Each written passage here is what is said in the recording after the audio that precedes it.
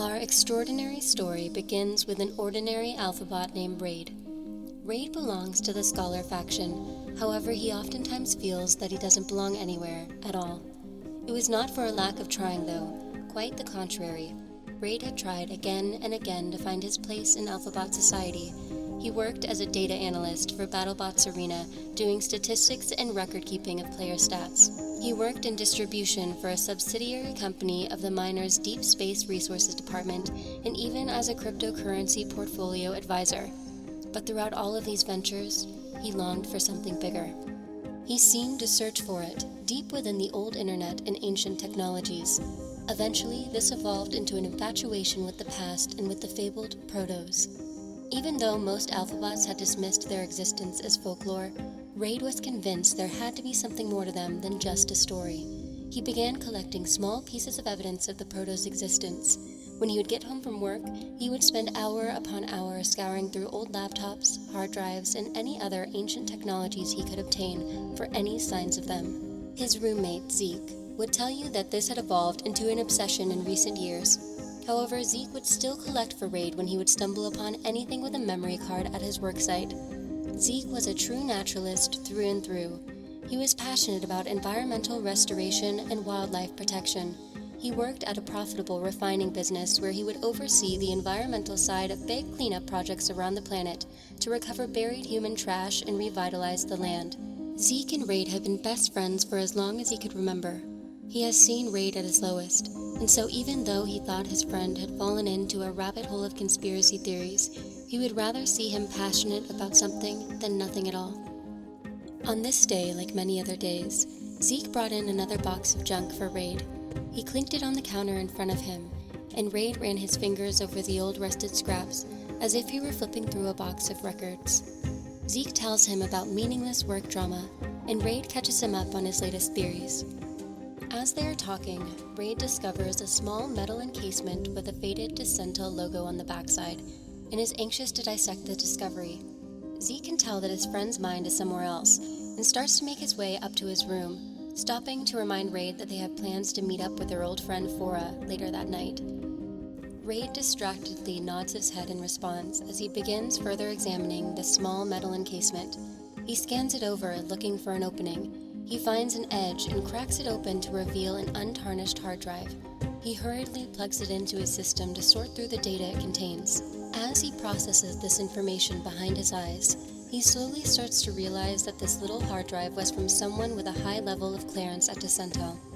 Held within this unsuspecting technology are old AlphaBot records dating back to 404 years ago, as well as blueprints of an unknown head unit and other corrupted data. He discovers coordinates among some corrupted data, which points to a location within the wastelands to the north, near the coast of the ocean. He wonders how a hard drive in such pristine condition could be corrupted as he continues to search through its contents. After Raid is convinced that he has found all that there is to find within the hard drive, he copies the data and saves it into his system. His body buzzes after it is saved, and he feels as if he has the secrets of history buried within him. For the first time in a long time, Raid has a renewed sense of purpose and drive. Somewhere deep within, he knows that he has found what he has always been looking for, and that he must find his way to this location. Hours later, Raid and Zeke meet their friend Fora at a local nightclub. They haven't seen each other in years. Fora is in town meeting up with a group of miners to discuss their latest construction for their moon base. She's always been the most ambitious of their friend group, and her successful work as a builder backs this up. Her resume is quite impressive, with an extensive list of executed projects and endeavors that she's been a part of, including her last project with the naturalist rainforest oasis. She begins discussing her current moon-based project with them as they all sit down at a booth. She goes on to briefly brag about a new shiny ship that the miners had provided her for her work on the project. They begin to reminisce about old days and laugh about stories from the past. However, Raid has a hard time being present with the recent information that he has extracted from the hard drive. When he finds a spare moment, he finally lets the words escape before they have time to move on to another topic. He speaks quickly, letting his theories of history, the protos, and his recent discoveries fall from his mouth and onto the table. He explains how this new information could hold answers to the mysteries of the past. He tells them about the coordinates in the wastelands and the classified information held in the hard drive. Zeke and Fora sit back, stunned into silence for a long moment, until Fora starts to almost malfunction due to laughter.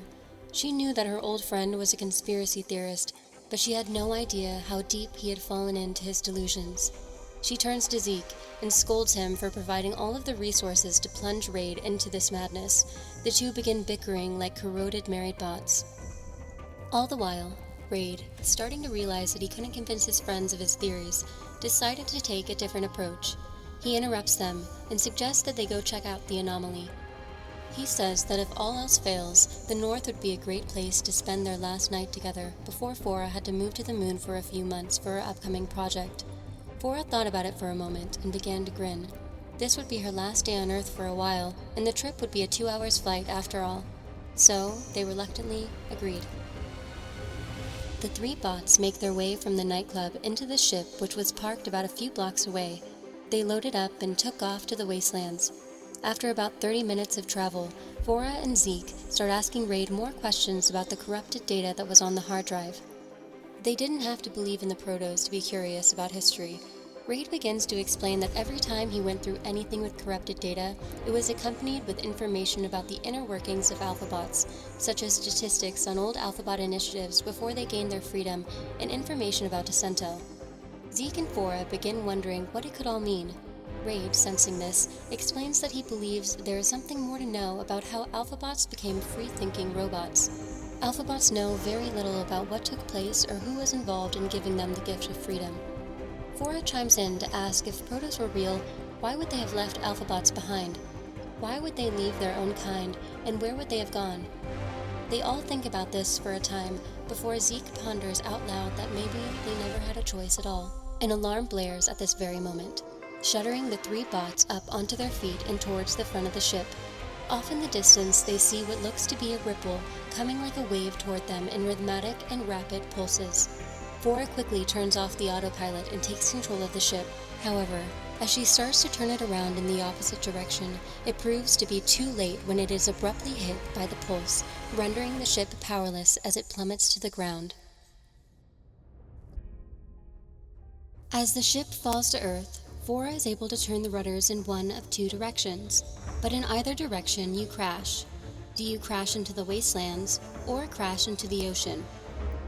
If you choose to turn towards land, you will crash hard into the unfertilized soil of the wastelands. The impact will be rough, destroying the ship and breaking the legs and arms of Fora. As the trio dust themselves off and find the dismantled parts of Fora, a lone keeper appears from behind the wreckage, saying he saw the crash and has a shelter nearby with a few other banished keepers. He offers refuge and the use of any scrap parts they have available to help fix Fora. But the trio has heard about the dangers in the wastelands and the horror stories of the bots that roam this terrain. Can they be trusted? If you choose to turn towards the ocean, the landing will be softer and all three AlphaBots will be intact. But they will be stranded in the ocean, standing upon a ship that is quickly sinking. The trio will see the outline of what looks to be a small city a few hundred yards away. Upon further inspection, it will be made clear that what they see is the floating city of Valerie, the home of the outlawed, greedy, and ruthless merchants that steal from trade routes or any unlucky AlphaBot that happens to be in their way.